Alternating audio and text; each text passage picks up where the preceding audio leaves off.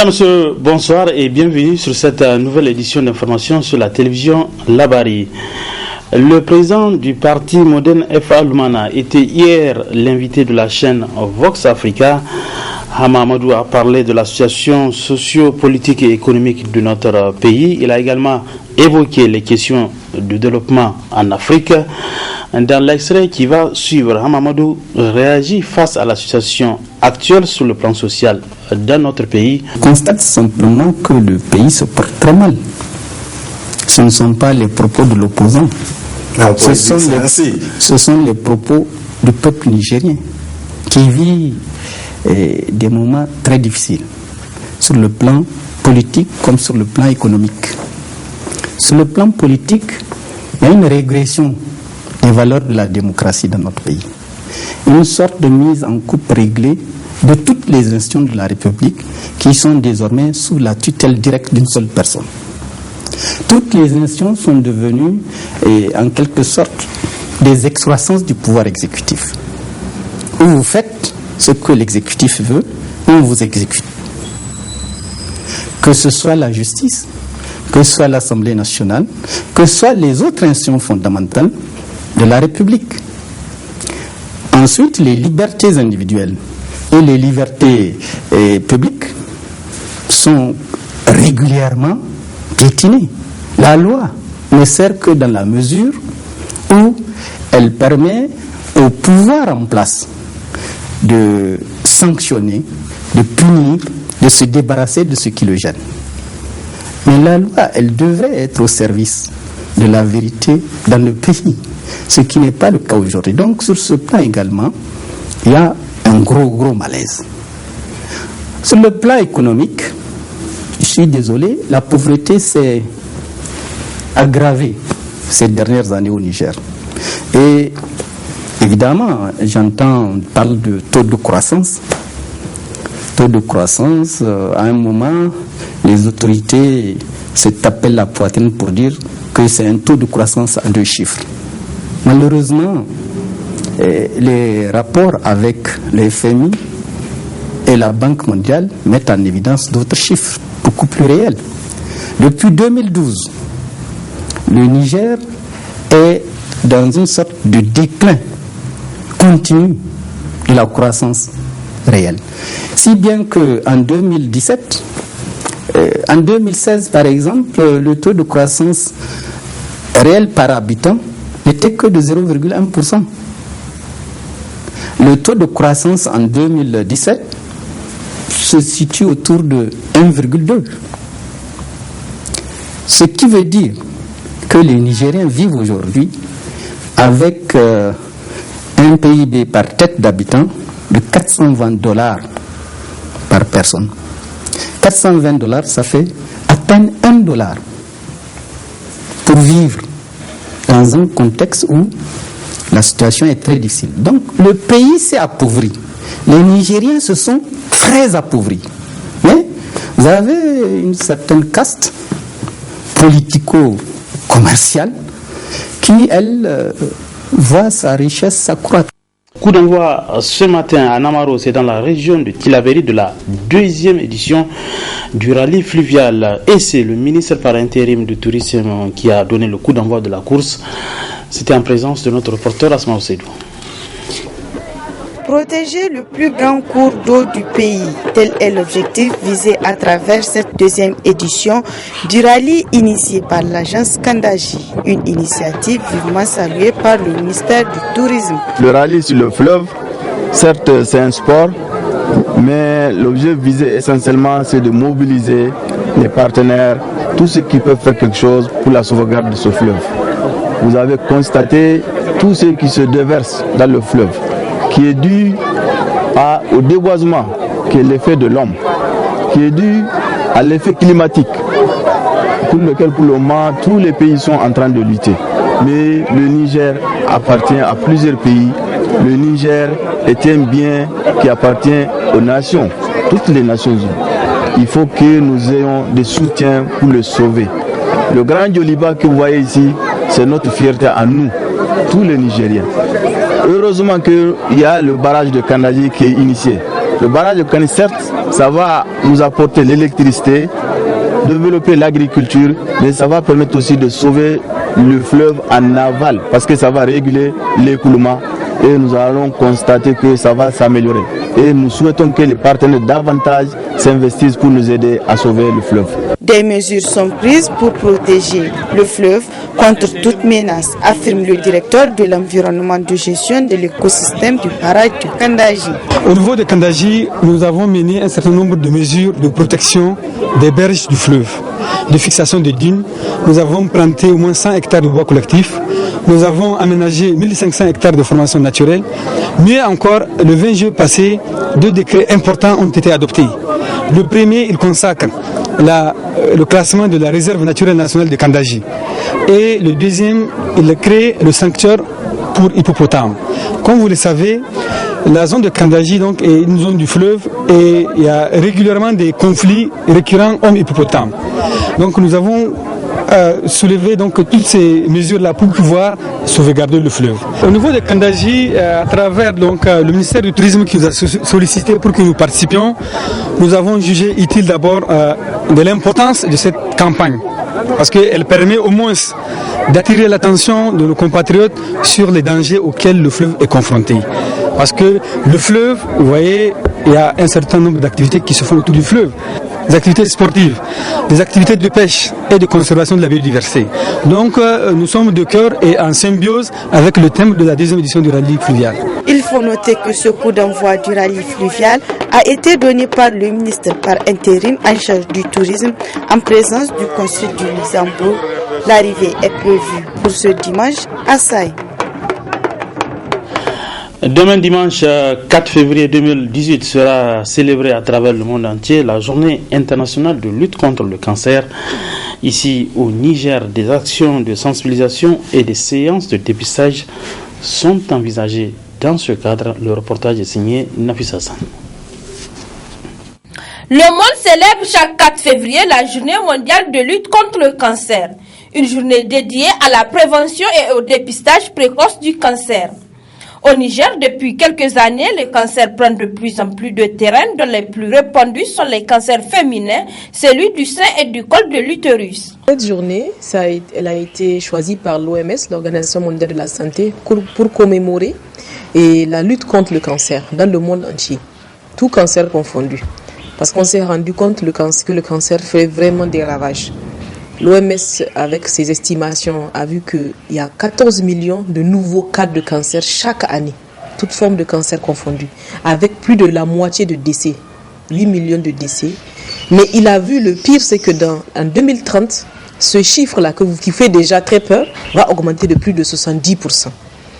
Au Niger, les cancers de la femme, ils constituent plus de 40%, plus de 20% en fait, de tous les cancers. Et le cancer du col de l'utérus et du sein à eux seuls constituent plus de la moitié de tous les cancers de la femme. Plusieurs actions sont en train d'être initiées au plan national pour lutter contre le cancer, mais beaucoup reste à faire. Au plan national, je dirais que pour le moment, il reste encore à faire. Beaucoup a été fait, parce que vous voyez, en 2007, beaucoup a été fait. En 2007, déjà, il y a une loi qui a voté la gratuité de prise en charge des cancers féminins. Malheureusement, ça n'a pas suivi. Depuis ces années, on a l'impression que cette loi, elle est peu respectée ou elle est même en régression. Certains efforts ont été faits, notamment le centre anticancéreux qui est là en train à ses murmures, parce que l'élément essentiel qui est la radiothérapie n'est pas encore fonctionnel. Donc ça fait plus de 10 ans qu'on attend que ce centre soit fonctionnel. Il est ouvert, mais je dirais non fonctionnel, parce que la radiothérapie n'est pas en place. Le cancer est considéré comme un fléau du siècle qui fait beaucoup de ravages. Une situation inquiétante qui mérite une prise de conscience de tous les acteurs de développement pour ensemble trouver des mesures adéquates pour réduire sa progression. L'actualité dans nos régions avec la célébration ce samedi à Maradi du 21e anniversaire du parti PNA de Sanoussi Tambari-Jakou. C'était en présence de plusieurs militants et sympathisants du parti. Le résumé de cette cérémonie avec nos envoyés spéciaux Nasser Dantoufo et Sadoumi. 3 février 1997 à 3 février 2018, 21 ans que le Parti national pour l'autogestion, le PNA Alouma, a vu le jour et s'est hissé pour se classer parmi les grands partis du pays. Le jeu envoie donc la chandelle, en témoignent ces festivités dans la cité économique Maradi pour fêter cet anniversaire qui sera désormais une fête tournante nationale pour encore rapprocher davantage les militants sympathisants du parti PNA Alouma. Nous avons tout à l'heure prononcé le mot du président, c'est M. Sanusi Tambari Jakou, qui nous exhorte à faire en sorte que le PNA Alouma cultive le patriotisme, cultive le travail et cultive surtout l'autogestion pour qu'on ait un homme de valeur et des femmes de valeur au Niger. Le message le plus particulier, c'est que le PNA a atteint son âge de maturité et qu'il faut vraiment que nous fassions en sorte, peut-être grâce au programme de renaissance du président de la République, qu'on puisse forger un homme nouveau et une femme nouvelle pour pouvoir atteindre le développement de notre pays, à travers bien sûr le programme de renaissance et à travers les ambitions et les idéaux de notre parti, le PNA Alouma. Présents à cette cérémonie, les partis membres de la MRN ont tenu, à travers leurs représentants, réitérer leur soutien pour que ce parti rayonne davantage sur le plan national. C'est une fierté pour nous tous de prendre la parole à l'occasion de ce 21e anniversaire du grand parti PNA Alouma. Comme vous savez, le PNA Alouma fait partie des grands partis qui accompagnent son Excellence, le président de la République, M. Issoufou Mahamadou. Tous les partis membres de la RMN ont pour objectif l'épanouissement et le développement socio-économique de notre pays que nous avons si cher. C'est pourquoi tous les partis membres de la RMN sont réunis ici pour aider le camarade M. Sanusi Tambari Jakou à fêter son 21e anniversaire du parti PNA Alouma. Au nom de tous les partis ici présents, nous souhaitons bonne fête et bon courage à tous les partis membres de la MRN autour de son Excellence le président Issoufou Mahamadou. Une organisation riche et réussie à mettre à l'actif du comité d'organisation. Ainsi, à partir de ce 21e anniversaire, les fêtes anniversaires du parti PNA Alouma seront délocalisées. Du sport avant la partie magazine, le président de la Fédération nigérienne de rugby a réagi suite à la correspondance adressée par l'ancien président du COSNI au président des fédérations sportives. Dans la lettre, Mamadou Doula Talata a relevé des insuffisances sur la légalité actuelle du COSNI. On écoute la réaction de Daoud Nuhu, il est le président de la Fédération nigérienne de rugby. Ce qui m'a surpris de lui répondre, c'est que moi, c'était une surprise pour moi, parce que je ne m'attendais pas en tant qu'ancien président du COSNI m'envoyer une telle correspondance. Surtout une structure que tu avais dirigée plus d'une dizaine d'années, qui t'a tout donné. D'ailleurs, moi, je me suis même dit s'il y a eu peut-être certaines prestations que je lui voyais faire, peut-être qu'il voyait qu'il a perdu beaucoup de choses en perdant la responsabilité de cette structure. Donc vraiment ça m'a surpris et je suis obligé de lui répondre en lui posant la question que mais donc depuis combien de temps que vous dirigez cette structure? Ça veut dire que vous dirigez la structure dans l'illégalité. Je lui ai rappelé seulement que en tant qu'ancien président du Conseil, c'est pas aujourd'hui qu'il va nous faire comprendre que cette structure travaille sans aucune base juridique. Et je pense qu'il savait bien qu'il y a des statuts, il y a des règlements, il y a des arrêtés. Et s'il pensait que c'est illégal, il devait le faire il y a combien d'années? Et je pense que les COSNI n'existent pas au Niger seulement, c'est international. Il y a le CIO, et notre COSNI est membre du CIO. Donc je pense, et lui, il était resté à nous représenter. Donc je ne pense pas si il a bien réfléchi de nous envoyer cette note. Je pense que c'est un conflit entre peut-être des personnes, entre lui et peut-être quelqu'un qui le succédait. Pour moi, hein, ça devait s'arrêter.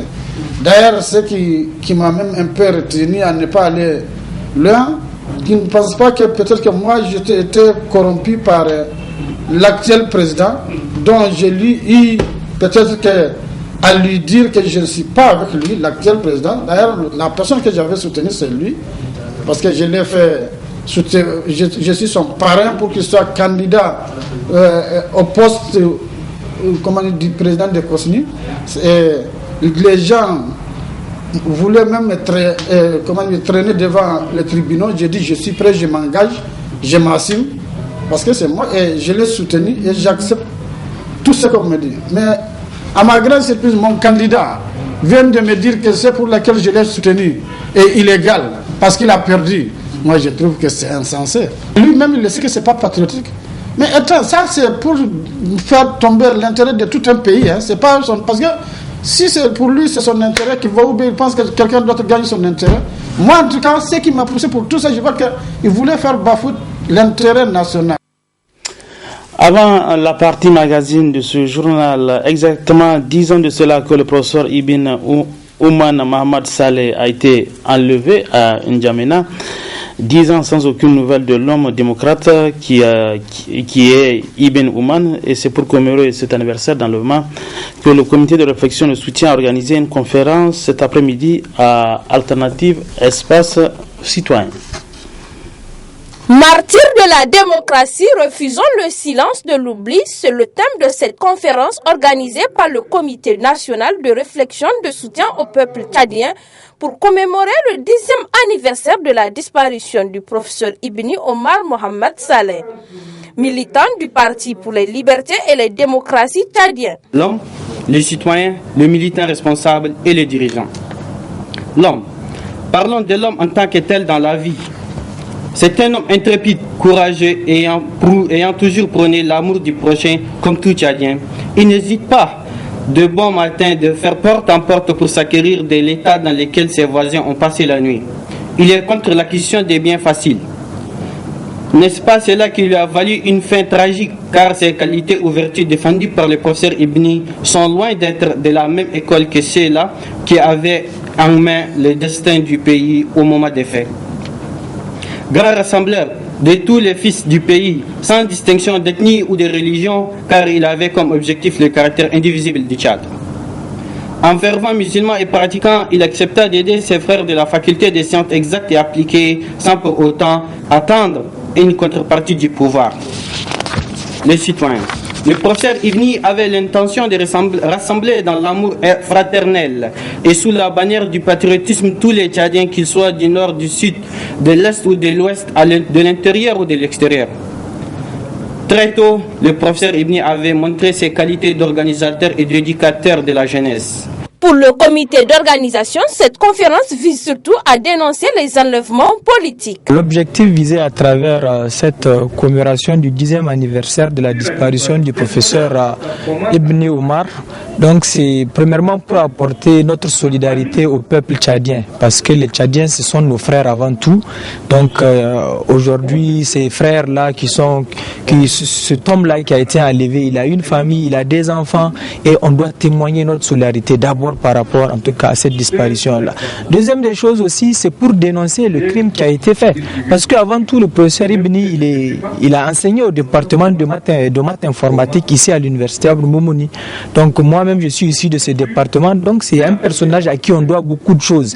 Alors, s'il a été enlevé chez lui, donc on doit dénoncer parce que c'est un crime contre l'humanité qui a été fait. Parce que si on lui a fait ça, demain ça peut être quelqu'un d'autre. Donc on doit dénoncer pour qu'on puisse vivre dans un monde où on ne doit plus parler des questions d'enlèvement. Pour tes idées, pour ce que tu crois, on vient, on t'enlève, on te tue, on te fait disparaître. Ce n'est pas normal. Le professeur Ibn Omar Mohamed Saleh a été enlevé devant sa famille à N'Djamena par des éléments armés identifiés comme appartenant à la garde républicaine du président Idriss Déby, selon les organisateurs. Mesdames, Messieurs, bonne réception, bon week-end, bonsoir.